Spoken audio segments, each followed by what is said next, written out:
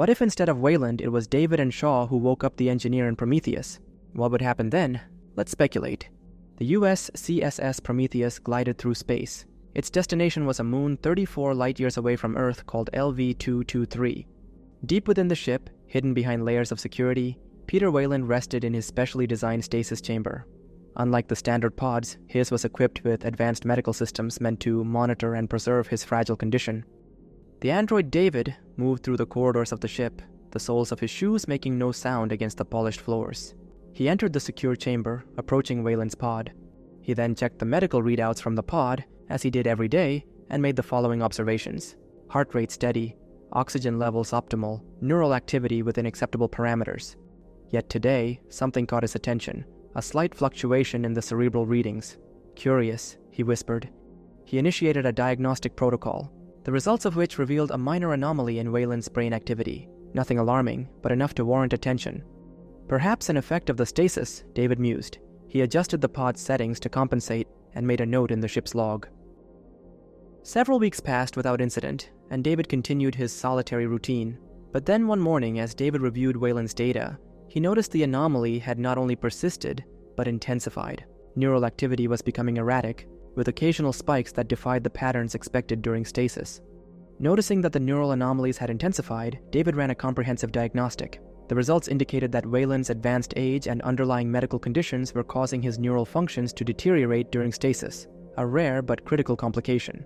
Calculating the probabilities, he determined that Weyland's only chance of survival was to remain in stasis until they could return to Earth, where advanced medical facilities might offer effective treatment. David decided not to inform Meredith Vickers or the rest of the crew about Weyland's condition. Revealing this information could jeopardize the mission, something Weyland himself would not have wanted. Moreover, since Weyland was still alive, David remained bound by his directives and could not act with complete autonomy, and so David resolved to ensure the expedition proceeded as planned. With that decision made, he resumed his duties, preparing for the crew's awakening and the exploration of LV-223, all while keeping Weyland's condition confidential. As the Prometheus neared its destination, the crew stirred from stasis. Dr. Elizabeth Shaw jolted awake, her body betraying her excitement with a sudden wave of nausea. Meanwhile, David sought out Meredith Vickers in her private quarters. Knocking softly, he entered upon her terse acknowledgement. "Miss Vickers," David began, "I must inform you of a development regarding Mr. Weyland." She looked up sharply. "What about him?" she asked. "During stasis, he experienced a neurological complication," David explained. "He cannot be safely revived until we return to Earth, where appropriate medical facilities are available." Vickers's eyes flashed with anger. "And you chose to tell me this now? After we've already arrived?" "Mr. Weyland's directive was clear," David replied calmly. "The mission's completion was his utmost priority, and given how his condition is stable and unchanging during stasis, there was no immediate need to alter our course," David finished. Vickers clenched her fist. "You had no right to withhold this from me," she said. "I acted in accordance with Mr. Weyland's wishes," David said evenly. Vickers glared at him. She knew that arguing further was pointless. "From now on, you report everything to me, understood?" she asked David. "Of course, Mom," David replied. She turned away, her expression unreadable. "Just get this over with," she muttered. "The sooner we're done here, the better." As the Prometheus landed on the rocky surface of LV-223, the team suited up for exploration. They ventured toward a massive dome-like structure they detected nearby. Upon reaching it, David located an entrance, and they proceeded inside. The interior was a labyrinth of corridors adorned with alien hieroglyphs. As the team ventured deeper into the alien structure, they encountered a holographic recording of the engineers fleeing from an unseen threat. Fascinated, they followed the ghostly figures. The hologram led them to a massive door. There, the recording showed a terrifying scene, an engineer desperately trying to enter the chamber as the door was closing. In a horrific moment, the door slammed shut, decapitating the engineer. The hologram flickered and disappeared, leaving the team in stunned silence. As the shock wore off, they realized with growing horror that the engineer's body was still there, lying exactly where it had fallen in the hologram. The massive humanoid form, clad in a biomechanical suit, was sprawled on the ground, its head cleanly severed by the door. "Fifield," the geologist, recoiled at the sight. "I'm out," he muttered, his voice shaking. Clearly unsettled, he announced, "I'm going back to the ship." Milburn, sensing Fifield's distress, decided to accompany him. The two men separated from the main group, quickly becoming lost in the labyrinthine structure. Meanwhile, the rest of the team pressed on. David, drawing on his understanding of the symbols, managed to open the door. As the ancient mechanisms groaned to life, the chamber beyond slowly revealed itself. The first thing that became visible was a colossal, decapitated head. As they stepped further into the room, rows of cylindrical vases came into view. David knelt down to examine one of the vases more closely. As he peered at its intricate designs, he noticed a strange phenomenon. A dark, viscous liquid began oozing from the surface of the container. Suddenly, their exploration was interrupted by a crackling message from the Prometheus. "This is Yannick," came the urgent voice. "There's a storm front coming in faster than we anticipated. You need to get back here," the captain warned. Spurred into action, Ford and Shaw quickly worked to secure the large engineer head for transport. Meanwhile, David discreetly bagged one of the vases. The team rushed back to the Prometheus. As they boarded the ship, the storm raged outside, battering the vessel with fierce winds and debris. During their departure from the structure, the team had assumed Fifield and Milburn had already left for the Prometheus. However, that was not the case, and it turned out that the two were still within the alien structure. Captain Yannick then contacted the pair and told them to wait until the storm cleared. Meanwhile, Dr. Shaw and Dr. Ford began their examination of the engineer's head in the ship's lab. Ford drew Shaw's attention to a 3D scan of the head on a monitor. The scan revealed that the head was not an exoskeleton, and was instead a helmet of sorts. They then removed the helmet, revealing the engineer's human-like face underneath. Black rashes and markings covered its skin. Shaw, intrigued by what appeared to be new cells in a state of change, proposed an audacious idea. "Can you run a stem line into the locus coeruleus? I think we can trick the nervous system into thinking it's still alive," Dr. Shaw said. As Ford made an incision and activated the device, Shaw instructed to increase the electrical current gradually. Suddenly, the engineer's eyes flickered open, and it began choking and gasping. The head began to swell rapidly, black fluid seeping from its orifices. The head was quickly sealed in a containment box, but it continued to expand until it violently exploded inside. So, quick side note, in the original timeline, following these events, David went to Weyland's quarters to report on their findings. He informed Weyland that the engineers were all dead, and that he had retrieved a vase containing an unknown substance. Weyland, driven by his mission to prolong his life, expressed disappointment at the mission's apparent failure. And then he had specifically instructed David to find out what the substance in the vase does, seeing it as a potential means to extend his life. This conversation is what ultimately led to David's decision to experiment with the black substance by infecting Dr. Holloway. However, in our current scenario, with Weyland incapacitated, this pivotal conversation does not take place. Consequently, David does not receive the instruction to try harder, and thus does not make the decision to infect Holloway with the black substance. Meanwhile, inside the alien structure, Fifield and Milburn came upon a disturbing sight: a pile of deceased engineers that appeared to have exploded from the inside. As they examined this gruesome scene, they received a communication from the Prometheus. Captain Yannick's voice came through their comms. Yannick informed them that one of the probes that were scanning the structure had picked up a ping, detecting a life form near their location. After a brief discussion, the signal disappeared, which Yannick dismissed as a possible glitch. Unnerved by Yannick's report and their surroundings, Milburn and Fifield kept wandering. As they navigated the alien structure, they inadvertently circled back to the chamber they had seen earlier, the one with the large door where they had separated from the main group after seeing the decapitated engineer. Upon entering, they found the room filled with vases, now leaking a mysterious black substance. Unknown to Milburn and Fifield, the leaking substance had caused the small worm-like organisms present in the chamber to rapidly mutate. As they cautiously examined their environment, Fifield noticed something moving in the dark liquid. Milburn, intrigued, started to move closer to investigate. However, Fifield, sensing danger, grabbed Milburn's arm. "Don't get any closer," Fifield warned, his voice tense. "We don't know what that stuff is or what it's doing." Milburn hesitated, his scientific curiosity battling with caution. But before he could argue, a creature, previously a small worm but now mutated into a snake-like form, began to emerge from the liquid. "That's it. We're out of here," Fifield declared, tightening his grip on Milburn's arm and pulling him towards the exit. Despite Milburn's protests, Fifield dragged him out of the chamber, narrowly avoiding an encounter with the mutated creature. As they hurried away from the room, they could hear unsettling noises behind them, spurring them to move faster through the alien corridors. The next day, as the storm subsided, Yannick gathered the crew as they prepared to depart in the rover. Shaw and Holloway were among the first to gear up. David stood nearby, his calm, calculating demeanor never wavering. Ford checked her equipment one last time, while Chance and Jackson made sure the vehicle was ready to roll. Just before they set off, David overheard a conversation between Yannick and his co-pilot, Ravel. "Ravel, did you manage to fix that glitch in the scanning probe?" Yannick asked. Ravel shook his head. "No, sir. It's still detecting those strange life signs." As they climbed into the rover, David approached Yannick. "Captain, I couldn't help but overhear about the issue with the scanning probe. Perhaps I could locate and repair it as you and the team look for Fifield and Milburn." Yannick replied, "Actually, we'll all be heading there. Turns out Milburn and Fifield wandered close to where that probe is stuck. We'll find them first, then check out the probe." David nodded, processing this information as they departed. En route, Yannick attempted to contact the missing crew members. "Milburn, Fifield, do you copy? This is Yannick. We're on our way to your location. Stay where you are. I repeat, stay where you are." After a moment of static, Fifield's strained voice came through. "Copy that, Captain. We're staying put. Just hurry, please." The team continued their journey through the alien landscape until they finally located Milburn and Fifield. The two men were visibly shaken, but relieved to see their crewmates. "Thank God," Fifield muttered as they approached. "You won't believe what we saw in that chamber."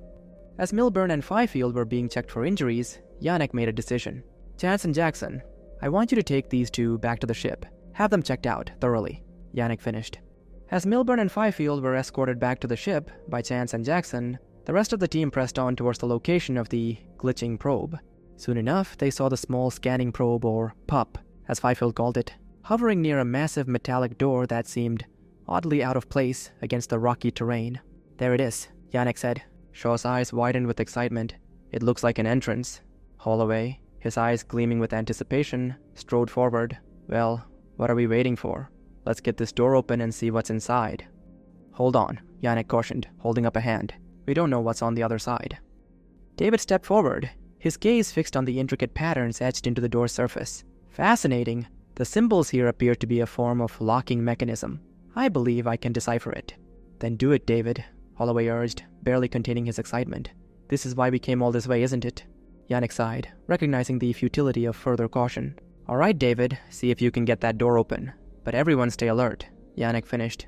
As David began manipulating the symbols, his fingers moving with precise, calculated movements, Holloway paced impatiently. The rest of the team watched in tense silence. After a few moments, there was a low rumbling sound, and the door began to slide open. As the massive structure groaned apart, the PUP probe suddenly sprang to life, speeding through the opening and beginning to scan the interior. The space before them was enormous, with giant pillars rising from floor to ceiling. What caught everyone's attention, however, were the countless vases or ampules, similar to the ones they had discovered in the other chamber, stored on these pillars. At the far end of this chamber, they encountered another door.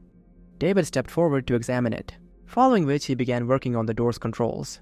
No one objected to this, and soon the ancient door hissed open. As the team entered the vast, dome-shaped room, they were struck by its grandeur. At the center stood a raised platform with what appeared to be some form of buttons and a throne-like chair. David, his curiosity piqued, approached the platform while the rest of the team hung back, their eyes wide with wonder. "What is this place?" Shaw breathed, her voice barely above a whisper. David circled the platform, his keen eyes taking in every detail. "It appears to be some sort of control room," he said, his voice calm despite the monumental discovery. Holloway, unable to contain his excitement, stepped closer. "Can you make it work, David?" The android nodded, reaching out to touch one of the many buttons on the control panel. Suddenly, the chair moved on its own, startling the team. Without hesitation, David sat down, a small smile playing on his lips. "Remarkable," he murmured. And then, as if triggered by David's actions, 4 holographic engineers appeared in the room. The team gasped collectively, instinctively stepping back. The holographic figures, notably without helmets, walked onto the platform and began speaking to one another. David quickly vacated the chair as one of the holographic engineers sat down. The alien figure picked up a flute-like instrument and played a haunting tune, activating the controls. The team watched in awe as the giant being began touching buttons on the panel. "What's happening, David?" Shaw asked, her voice tense with anticipation. David listened intently as the engineers continued their conversation. "They're discussing a journey to a place they call Eden," he translated. "But there's more," David continued. "They mention a vessel that had a malfunction and landed on a nearby moon. They're saying it's been placed under quarantine." "Quarantine? Why?" Yannick asked. David's expression remained impassive as he continued. "It seems one of their own was attacked by something called planet seeders. They expect a new planet seeder to be born from the attacked one soon." Shaw and Holloway exchanged alarmed glances. Before anyone could question further, the entire platform was suddenly engulfed in holographic imagery. The team gasped as they found themselves surrounded by a representation of space, glowing with a subtle blue tint. Countless unfamiliar star systems and alien planets shimmered before their eyes. "Wow," Holloway breathed, reaching out to touch a nearby celestial body, only to have his hand pass through the translucent projection. David stepped onto the platform, marveling at the alien technology. The image shifted, revealing a vast array of solar systems. Suddenly, one particular system began to glow more brightly. As the view zoomed in, a familiar sight came into focus. Amidst the holographic planets, Earth was triangulated and highlighted, standing out from the rest. As the holographic Earth began to glow, David reached out, seemingly holding the planet in his hand. His brow furrowed in surprise, but before he could comment, the holographic imagery disappeared. The Earth David had been holding was now levitating over a small device at the engineer controls. "We're inside a ship of theirs," David reasoned.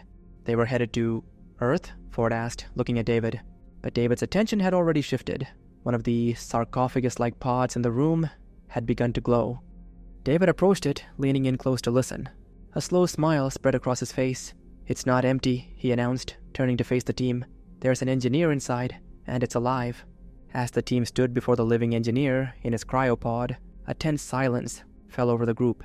Yannick, ever the cautious captain, was the first to speak. "Hold on, folks. We need to think this through. We don't know what we're dealing with here." His words were barely out of his mouth before Holloway interjected. "Think it through? This is what we came for. We may never get another chance like this. We have to wake it now." Shaw, torn between curiosity and caution, looked from Holloway to Yannick. David, observing the exchange with his usual detached interest, offered his input. "If I may, while we cannot predict the engineer's behavior upon awakening, our presence here suggests they expected eventual contact. Given their superior technology, if they meant us harm, they likely would have implemented more robust security measures." As the debate heated up, Vickers' voice crackled over their comms. From her position on the ship, she had been watching the feed with growing concern. "This is Vickers. Whatever you're planning down there, I strongly advise against it. We don't know the risks involved." Holloway scoffed. "Of course she'd say that. She's been trying to sabotage this mission from the start." "That's not fair, Charlie," Shaw countered, though her voice lacked conviction. Back on the ship, Vickers watched the scene unfold with a mix of frustration and, despite herself, growing curiosity. As the team continued their discussion, she found herself leaning closer to the monitor, her earlier caution slowly giving way to a desire to see what would happen next. Yannick, sensing the growing tension, tried to regain control of the situation. "All right, let's take a vote. Who's in favor of waking the engineer?" Holloway's hand shot up immediately, followed by a hesitant Shaw. After a moment's consideration, David raised his hand as well. With the majority in favor, Yannick sighed heavily. "All right, we do this. But at the first sign of trouble, we're out of here. Understood?" The team nodded in agreement. David stepped forward, kneeling beside the cryopod. His fingers hovered over the controls as he turned to look at the team one last time. Despite the gravity of the moment, no one voiced any objections. On the ship, Vickers remained silent, her earlier warnings forgotten as she watched with bated breath. With precise movements, David activated the awakening sequence. The ancient mechanisms whirred to life, and the team held their breath as the pod began to open. The engineer, a towering figure over 13 feet tall, gasped as it awakened. Its biomechanical suit, seemingly fused with its skin, was riddled with holes and slots, from which organic, snake-like tubes protruded. As the ancient being sat up, it began coughing and gasping for air, its movements causing the tubes to snap off from the suit. The team watched in awe and trepidation as the engineer struggled to maintain its balance, eventually falling to one knee as it stepped out of the pod. Shaw, her eyes wide with wonder, couldn't help but gasp at the sight of the very thing she had been searching for her entire life. David, ever composed, approached the engineer and began to speak in its language. The alien's head snapped around, looking at David with a mixture of confusion and wonder. "We come from the place you and your kind were heading towards," David explained, recalling the holographic display they had seen earlier. "We discovered your invitation through ancient star maps and came here seeking answers." The engineer's voice, when it finally spoke, was harsher and more insidious than they had imagined. "I did not ask your kind to come here. Why are you disturbing my atmosphere?" "He asked to know why you're here," David translated, like in the original timeline. "Tell him we came for answers, David. Ask him why they created us. What was our purpose?" Holloway said. As David relayed the question, the engineer's breathing became labored. It was clear that even speaking was taking a toll on the ancient being. "Many worlds have been crafted by the hand of our fathers through the blood of our Lord," the engineer responded, its voice strained. "Yours was the only one that was successful. Yours is the only star child that is like our homeworld. They made our world perfect, like theirs, David said, translating the engineer. A heavy silence fell over the group as each member grappled with the implications of the statement. Their minds raced, balancing immediate emotional reactions with deeper analytical thoughts. Holloway, his excitement barely contained, was the first to break the silence. David asked him why they were heading to Earth. That's what their map showed, right? Why were they coming to us? As David relayed the question, the team's mental states shifted. Shaw's mind whirled with possibilities. Her initial awe at standing before humanity's creator quickly gave way to a flood of scientific questions. If they made our world perfect, why come back? What changed? And what about the black substance we found? She thought. Yannick's face remained impassive, but his mind was already considering worst-case scenarios. His years of experience had taught him to hope for the best, but prepare for the worst. He found himself assessing potential threats and plotting escape routes, all while maintaining an outward calm for the sake of the team. David's eyes narrowed slightly as he listened to the engineer's response. After a moment that seemed to stretch for eternity, he began to translate. The engineer says they were coming to Earth because their creation had deviated from its intended path, David explained, his voice measured. They speak of a grand design, a purpose for humanity that humans have failed to fulfill. Shaw leaned forward. What did they expect of us, David? She asked. As David relayed the question, the engineer's demeanor changed. Its body language became more agitated, its voice taking on a harsher tone. David's translation came more slowly this time, as if he were choosing his words carefully. They gave humans emotions, knowledge, the capacity for growth, but he says humans have used these gifts to destroy, to wage war, he paused, to turn against their creators. Holloway's excitement dimmed, replaced by a growing unease. Is he saying they're disappointed in us? That we're some kind of failed experiment? The engineer's response was swift and angry. David translated, his voice remaining calm despite the rising tension. Not just disappointed, they speak of correction, of starting anew. Shaw, drawing on her scientific background, considered the engineer's words carefully. David, she said, her voice steady, could you ask for clarification on correction? Are they referring to some form of intervention in human development? David nodded and relayed the question. The engineer's posture grew increasingly rigid as it responded. David translated, maintaining his neutral tone. He refers to the substance in the ampules as a tool for this renewal. David finished. Holloway, making connections, asked, the black liquid? Is that what they intended to bring to Earth? Yannick, applying his military training, intervened. David, can you confirm if the engineer is stating they plan to use this substance on Earth? David posed the question, and the engineer's response was elaborate and nuanced. As David listened, his expression remained impassive, save for a slight tension around his eyes. The engineer confirms the substance was destined for Earth. He says their goal was to realign your evolutionary path with their original design. Shaw, her voice filled with a mixture of desperation and hope, stepped forward. David, please, tell the engineer that we've evolved beyond what they might expect. We've made tremendous advancements in science, medicine, and technology. We're not the same species they left behind. David translated Shaw's plea. The engineer listened, its expression inscrutable. Holloway, emboldened by Shaw's approach, added, David, explain to him about you. Tell him how we've advanced to the point of creating artificial life, beings like yourself. David hesitated for a fraction of a second, then began to translate. But as he spoke of his own nature as an artificial being created by humans, the atmosphere in the room changed dramatically.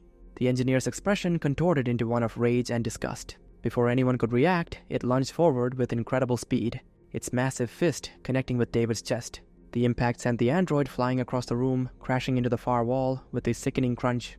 David! Shaw cried out in shock. Yannick's military instincts kicked in the instant the engineer's fist connected with David. Run! Everyone out! Now! Yannick's sharp command cut through the stunned silence, his voice a lifeline in the chaos. In the split second that followed, the scene unfolded like a rapid-fire sequence of snapshots. Shaw and Holloway remained rooted to the spot, their eyes wide with disbelief as they stared at the towering engineer. Ford, operating on pure instinct, had already taken a few steps toward the exit. The engineer's gaze swept over them, its eyes filled with a mixture of anger and something undecipherable. It spoke, the deep resonant sound vibrating through the air, incomprehensible, yet chilling. Yannick didn't hesitate. In 2 swift strides, he reached Shaw and Holloway. Move, he said, seizing their arms and physically yanking them toward the door. The sudden motion snapped them out of their trance, their legs finally cooperating. As they stumbled towards the exit, Shaw's head whipped around for a final glimpse. The engineer stood motionless, its piercing eyes fixed on their retreating forms, making no move to pursue. Quick side note, the engineer does not pursue because it does not see them as a threat, and as evidenced by the script for Prometheus, the engineer does not like unnecessary violence. Anyway, back to the story. Without breaking stride, Janek released Shaw and Holloway, trusting their momentum to carry them forward. He then reached for the damaged android lying next to the door. With a grunt of effort, he pulled David to his feet, supporting him as they moved towards the exit. The team stumbled into the corridor, adrenaline pumping through their veins. Shaw and Holloway led the way, with Janek bringing up the rear, half carrying the damaged David. Back in the chamber, the engineer stood motionless for a moment, its gaze fixed on the doorway where the humans had disappeared. Then, with purposeful strides, it moved towards the control platform. Its hands danced over the alien controls with practiced ease, activating systems that had lain dormant for millennia. As the fleeing team reached their rover, the ground beneath them began to tremble. The massive structure around them was coming to life. "What's happening?" Shaw gasped, looking back at the imposing edifice. David, his systems damaged but still functional, answered with chilling clarity. "It appears the engineer is preparing the ship for launch. Based on the navigational data we saw earlier, I believe it's setting a course for Earth." The implications of David's words hung heavy in the air.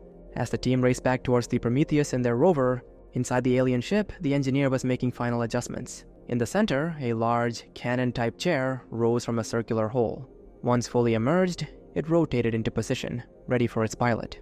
The engineer climbed into the chair, its movements betraying a sense of urgency. As it settled in, it began to manipulate the controls. The chair lit up in response, holographic displays springing to life around it. As the engineer continued its work, an exterior suit began to materialize around its body. As it sealed into place, the being inhaled deeply, taking in the last breath of oxygen it would have for its 2-month journey to Earth. As Janek gunned the rover's engine, the team's eyes were fixed on the scene behind them, watching the alien structure come to life. Suddenly, the ground beneath them began to tremble with increasing intensity.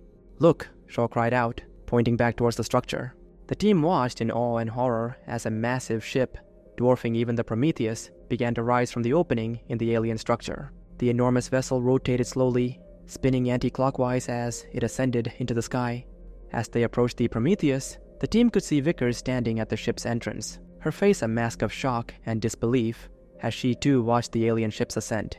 The engineer's vessel continued to rise, picking up speed as it climbed higher into the atmosphere. Suddenly there was a blinding flash of light. When they looked again, the engineer's ship was gone. In its place, a shimmering trail hung in the sky. "Did it just—" Holloway began, his voice trailing off in disbelief. "Yes, Doctor. It seems he's begun his journey to Earth," David confirmed. "It appears the ship has engaged some form of faster-than-light travel. The flash we saw was likely the activation of its propulsion system," David finished. Shaw stared at the fading trail in the sky, her mind reeling with the implications. So what would happen now? Well, let's go over 2 scenarios. One where humanity is destroyed, and another where it is not. Let's go over the end of humanity timeline first. In this grim scenario, the technological superiority of the engineers proves insurmountable. According to the script for Prometheus, the ancient ship is capable of covering the vast distance to Earth in a mere 2 months. In contrast, the Prometheus required over 2 years to reach LV-223.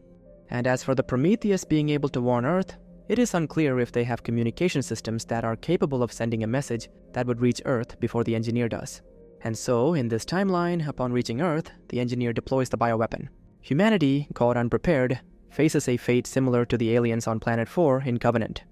Earth falls silent. However, hope persists. Humanity's off-world colonies, established before these events, become the species' last refuge.